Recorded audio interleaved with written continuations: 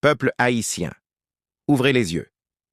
Haïti traverse une période faite de mensonges, de manipulations et de confusion qui cherchent à affaiblir notre pays. Trop de voix obscures utilisent la peur, la division et la tromperie pour détourner notre attention et nous éloigner de l'essentiel. Mais l'avenir du pays ne dépend pas d'eux. Il dépend de nous. C'est nous qui pouvons sauver Haïti. Chaque jour, certains essaient d'embrouiller le peuple avec des discours vides, des paroles sans vérité, des messages qui sèment le doute. Ils veulent que nous perdions confiance, que nous nous divisons, que nous ne voyions plus clair. Haïti, ne tombe pas dans le piège. Ne laisse personne t'acheter, t'utiliser ou t'éteindre.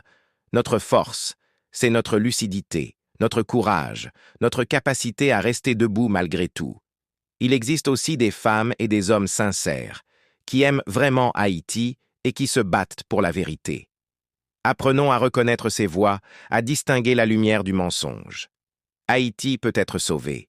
Et cette force, c'est nous.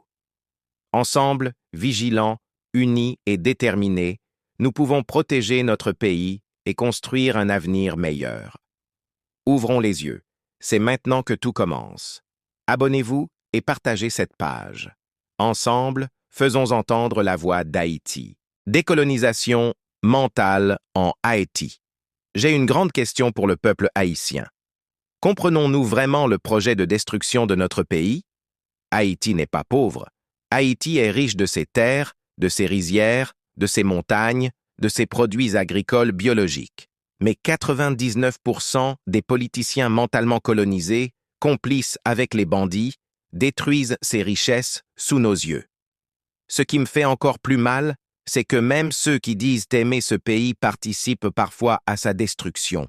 On brûle les rizières, on casse les maisons, on saccage nos propres champs, pendant que l'État reste silencieux, spectateur de cette tragédie. Aujourd'hui, un CPT et son Premier ministre livrent le pays aux bandits, comme si Haïti n'avait plus de propriétaires. Haïti est prise dans une conspiration organisée. Alors je le dis avec force, assez, c'est assez. La vraie libération ne viendra ni des politiciens, ni des étrangers, ni des promesses vides. Elle commencera dans nos têtes. 1. La décolonisation mentale, c'est retrouver la fierté d'être haïtien. 2. C'est dire non à la manipulation, non à la résignation. 3. C'est reprendre nos responsabilités et protéger notre terre comme on protège sa mère.